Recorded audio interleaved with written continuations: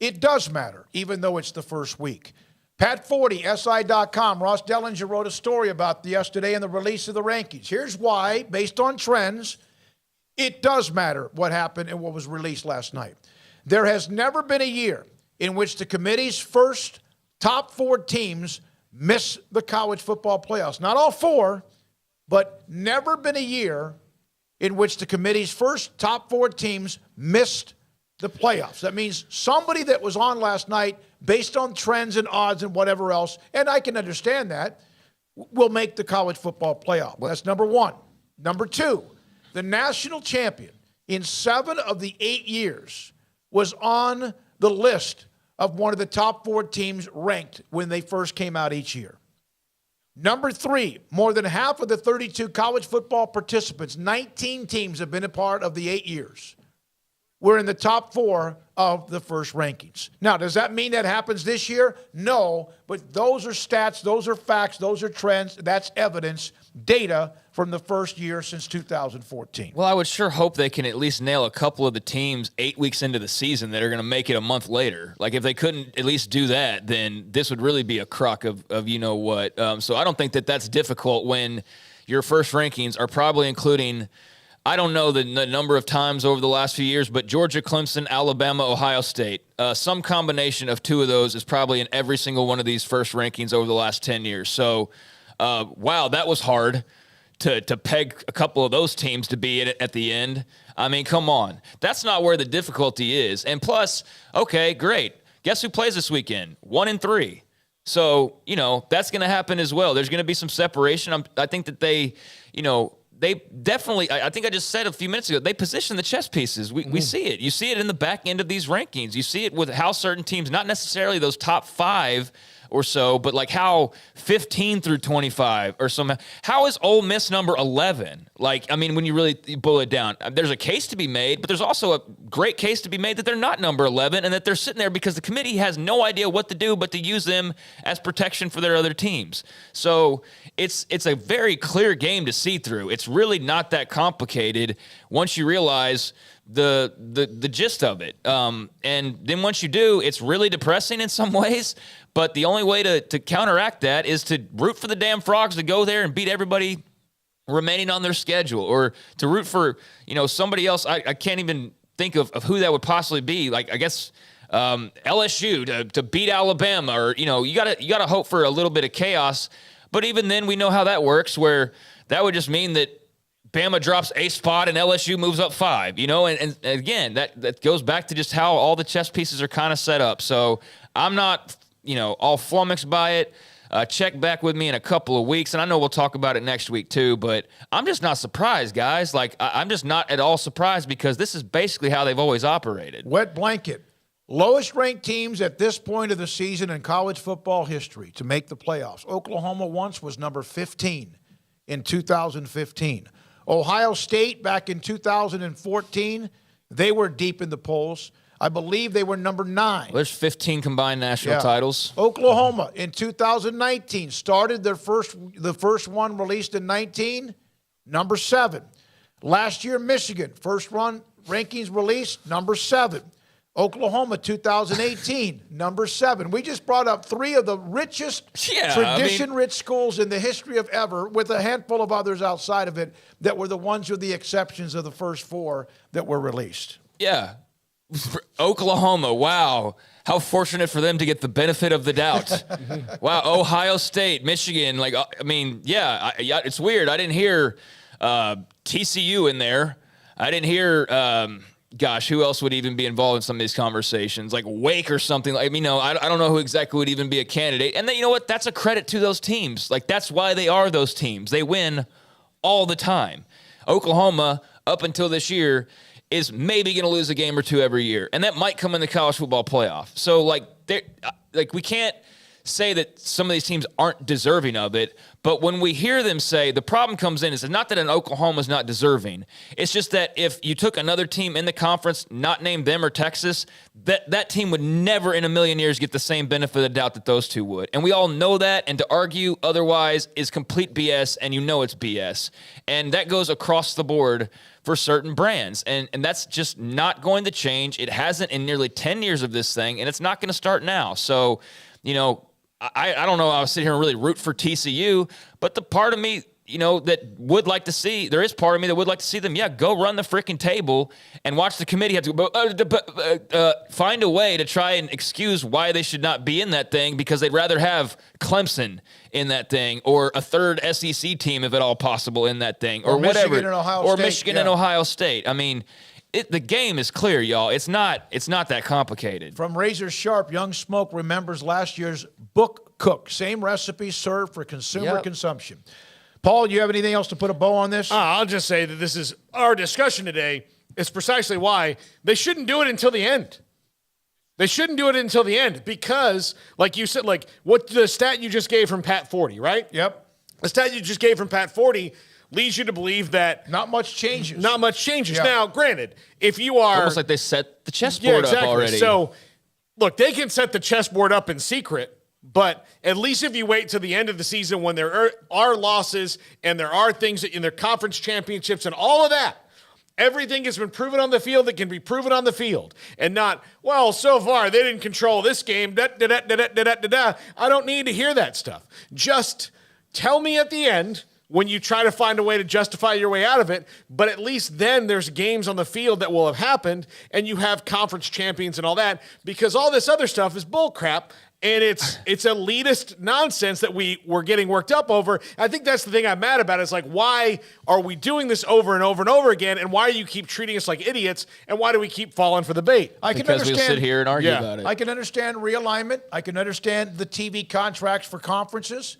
I can understand those being judged by how many viewers a team might have. That's obvious. We get it. That is also true serum and evidence. But the damn national championship should not be judged by who has the biggest amount of eyeballs to watch the semifinals and the championship game, although I think that's part of it, too. That was UC Realist with that particular But the ratings are dropping, though, in the CFP. Not precipitously enough, but they are dropping. So I think the problem is that the brands that are going to be in those two leagues like totally swallow the remainder of the country. And so, if they lose a TCU's 2 million, 3 million viewers on occasion, that doesn't matter. Ohio State's bringing in 6 against, a Pee-wee team. So, Illinois is bringing in no matter what, just huge fan bases. I want y'all to really, can you pull one of those clips back up? Can you pull up Boo talking about TCU? I want y'all to really listen to what he says as far as his justification and why this is all BS to begin with. Listen to if he really even answers the question at all, or if it's just complete word salad. Garrett? TCU, they've had some deficits, but they've come back to win. They, too, have an explosive offense like Ohio State and Tennessee. Alabama's had myriad struggles and a loss. Why is Alabama ranked ahead of TCU? Well, I think you look at TCU, and again, we're looking for a balanced team, offense and defense, and they have gotten behind in some games. They've been able to come back and win those games. But when you look at Alabama in the wins against Mississippi State, at Arkansas, at Texas, and obviously a 3-point loss at Tennessee, as a committee, we decided to go Alabama 6 and TCU 7. He didn't really answer that question about TCU. Okay, stop that, Garrett. I know there's no, he did. He didn't answer the question. He just started talking about Bama's wins, and he didn't know. He couldn't have. I guarantee if you asked him to start. The question was why they're behind Bama. No, I know that, but that's very okay. Fair enough. But that is a very generic answer. That I think if you would have twisted the question in any other way and asked him to name 3 players on TCU, he probably can't do it. That's where I'm coming from on this. That just sounds like word salad to me. And him, that's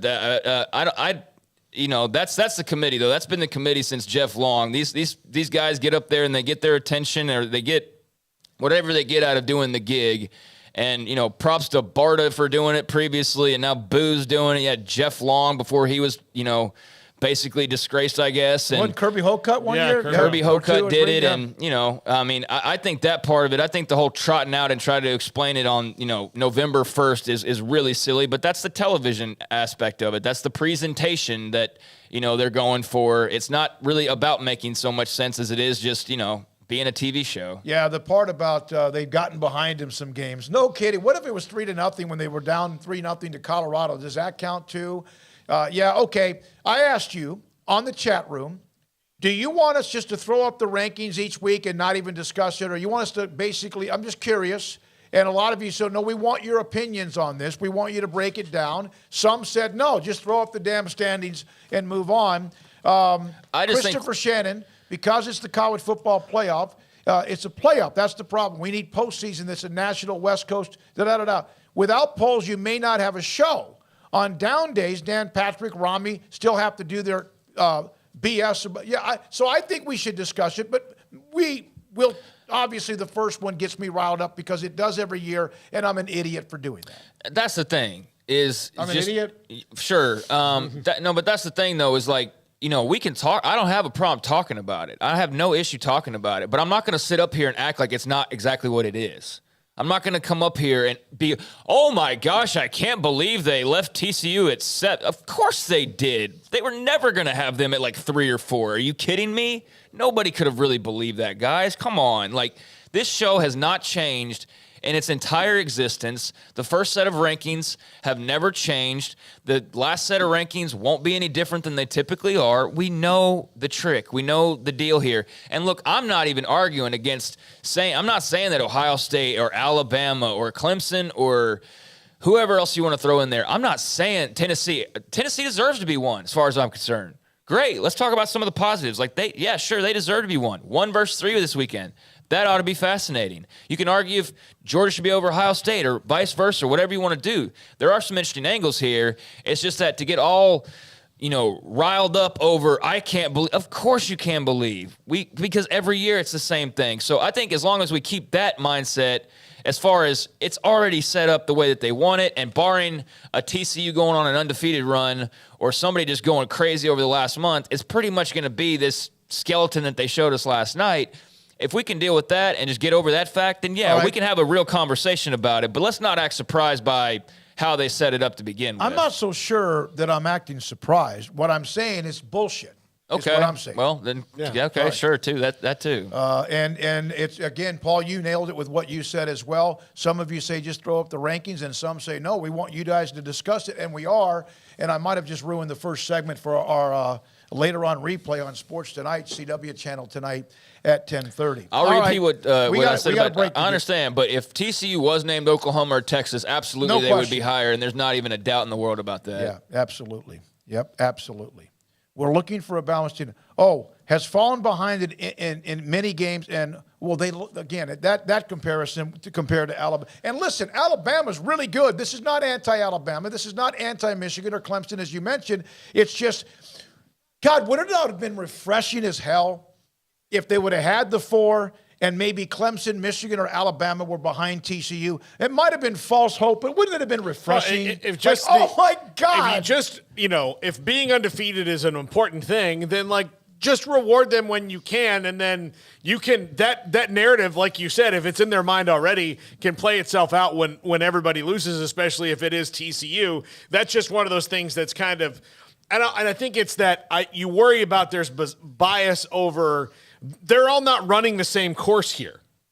No. Yeah, golfers go and play in a tournament, and everybody plays from the same tee boxes, and every single hole is the same that everybody plays. It would be like if you were playing in that you had no sand traps, and then the other guy had them all over the place. Yeah, that's what it is. All right, one final note on this. Because of who TCU plays this week, with all due respect, Texas Tech, if they win, whether it's 50-20 or whatever it might be, and they move up, unless somebody in front of them is blown out, and it wouldn't be Georgia, Tennessee, unless that's like 36-3, then it just goes to prove again, well, we'll just move them up a little bit just to kind of get those who are disgruntled. No, make them earn it, which they have so far. But, man, okay. If you had to bet that, the top 6 right now, Tennessee's going to play Georgia this weekend. You think Georgia's going to fall outside of a blowout like 5 spots out of the mix? No. No, absolutely not. They'll probably be like 5 with a loss, maybe. You think Tennessee's going to fall dramatically if they lose? No, they're going to be like 4. Unless they get beat like it was Oregon. Yeah, or 5 and still be right there in the mix. And then whoever of those 2 in the SEC East will represent the SEC East. And then Alabama plays LSU, which would be a great win if they get that one. So then they're not going to move anywhere. Yeah, down. I mean, you can just already see how there's kind of a blockade that's been set up in the top 6 that even if you have a Tennessee lose, they're not going to fall more than 5 spots unless they get absolutely embarrassed. Alabama's not going to fall dramatically because they never really have, no matter what the loss, no matter what the situation has been. So I do think Alabama's teetering, like they can't have another loss or they're done. But, there is a route where if they just keep winning and Tennessee only loses the SEC championship game, well, guess what? I mean, same thing you could probably apply in some ways to, kind of a Michigan-Ohio State scenario. But, yeah, I mean, you look at those top 6 and Bama, Michigan, Clemson, Georgia, Ohio State, and then Tennessee. And Tennessee, what's funny about them to me is they are basically the old Baylor teams that could not get respect to save their life because they ran a gimmick offense and they didn't play anybody. But now Josh Heupel's doing the exact same thing Art Briles was doing, but he's doing it in the SEC, and all of a sudden it's the greatest thing known to man, and they're clearing away the number 1 team in the country. And I kind of find that to be a little bit of BS too, how the whole narrative has changed on the gimmick offenses because now the teams that they care about are doing those same things. So it's cool and it's real football. And it's, all the rage. Classic game. Whereas What a 10 years great ago, game. the Big 12 was just a shootout conference that plays no defense and blah, blah, blah. But now they're doing the same thing years later, and it's suddenly the peak of college football existence. Like, that's some more hypocrisy that I just can't even really stomach. Desmond Howard, after the game, said, listen, there was no defense, but what a great game it was. It was so competitive. It was 61-58 Baylor and TCU. Oh, my God, there's no defense being played. They didn't mention the fact it was an absolute classic as well.